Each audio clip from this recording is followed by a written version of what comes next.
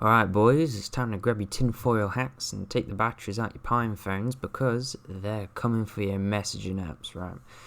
We've got a BBC News report from 4 days ago, the 20th of October. This was posted. Clean out online cesspit now, Keir Starmer tells Boris Johnson. Now, this is in response to the murder of Sir David Amess. The MP was in his local constituency, meeting with his constituents, and a man, a British national of Somali origin, came in and stabbed him to death. The 25-year-old is currently being held under the Terrorism Act and have until Friday. So I'm recording this on a Sunday, so the questioning has already ended. I'm not too sure what became of that. Sir Keir Starmer has demanded for more restrictions on, quote, foul content being posted online. He did not confirm whether that would include company directors, that being the criminal sanctions he wants to introduce. Now, there's already a bill in the House of Commons that is something like that. It is called the Online Safety Bill.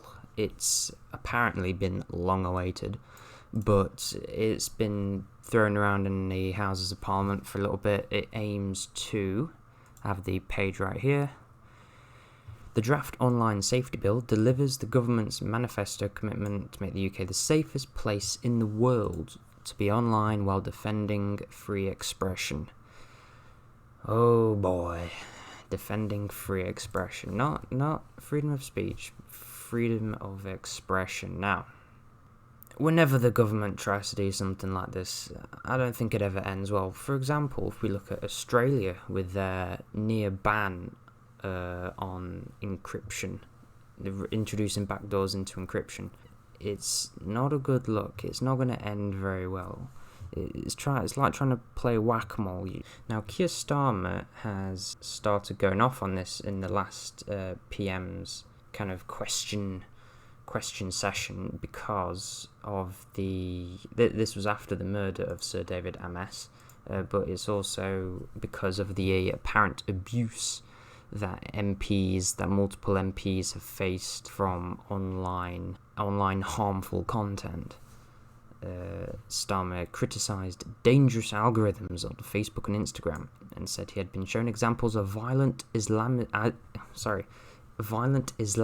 and far-right propaganda on TikTok, a social media site popular with teenagers, also owned by ByteDance, which is partly owned by the Chinese government. He also added that Telegram has been described as the app of choice for extremists. I did find this bit interesting. Note, campaign group Hope Not Hate and the Board of Deputies of British Jews had both said the free-to-use encrypted messaging service had facilitated and nurtured a subculture that cheerleads terrorists. The messages shown to Sir Keir Starmer by Hope Not Hate, posted by anonymous Telegram users, include threats to kill all women, kill politicians, as well as homophobic, Islamophobic, and racist abuse. Now, trying to stop things like this that take place on messaging applications is like trying to play whack-a-mole with a jelly snake. It's basically impossible. Even if you whack them, it's going to appear somewhere else. You try and introduce an backdoor into Telegram and Signal and all the messaging apps you can. People will find a way to talk to each other without you knowing. Boris Johnson also said in response to Sir Keir Starmer that the government would look at ways to toughen up the law and promised to come down hard on those who irresponsibly allow dangerous and extremist content to permeate the internet. Now, what the hell does irresponsibly actually mean? Does that mean no moderation of messages? Does that mean do you need to moderate messages that are being sent? Like, for example, WhatsApp, which is encrypted up until the point where you report a message, then Facebook have the keys to the messaging logs, all of them. It's kind of fake encryption, It's almost like it's encryption. It's almost like it's encrypted until somebody doesn't want it to be, and then it's not good. I wouldn't call that encryption. Would you call that encryption? If somebody can just say, hey, no, I don't like this, and then boom, all the messages are available for the company to see or government. I don't think so. the regulator would also be given the power to block services from the UK if they are deemed to present a risk of significant harm to UK citizens. Now, I can already think of a few websites that will be blocked because of that. If we take this sentence that Mr. Johnson has said, come down hard on those who irresponsibly allow dangerous and extremist content to permeate the internet, and that the regulator would be granted power to block services from the UK, I can guarantee you sites like Odyssey, BitChute, websites like that will be blocked. They're, for a large part, unmoderated and allowed to post what you want to post, which I think is needed. You know, if you have all these social media sites like Facebook, Twitter, YouTube, where everything is moderated, you can't say what you want to say. And if you can't say what you want to say, then what the hell's the point? Unless you have a certain point of view, of course, but we won't go into this. This is an apolitical channel. Now, this is by Alistair Coleman, who I have no idea who that is, but is messaging app Telegram a haven for extremists? Now, this is a point Sir Keir Starmer raised in his address to the Prime Minister. And here we have, extremist content has been largely forced off mainstream social media platforms like Facebook, Instagram and Twitter, and terror groups have moved elsewhere in attempts to spread their ideologies. I call bullshit on that, because places like Facebook and Instagram and definitely Twitter are some of the worst places that house the most amount of stuff like that. I mean, Facebook is bad, Twitter's really bad. The blatant ignorance of them even saying something like this, like extremist content, has been largely forced off, inciting that because of their increased moderation on posts, supposed moderation on posts, and improved algorithms. The extremist content's been forced off is bullshit. No, it hasn't. Within 5-10 minutes, you can find something that you'd call extremist on there. Now, Telegram has responded to the accusation by Sir Keir Starmer by saying it was surprised, saying that calls for violence are expressly forbidden on Telegram. Our moderators routinely remove content that violates this rule using a combination of proactive monitoring of public spaces and user reports. So I wonder if Telegram has a system similar to WhatsApp, where if you report a message, it gets forwarded to moderators who can then view it and maybe pass messaging logs. I'm not too sure, but it really wouldn't surprise me at this point. To be honest, Telegram's kind of crap anyway. It doesn't even have default encryption. You have to manually create an encrypted messaging chat in order for it to be end-to-end encrypted. So, something like that.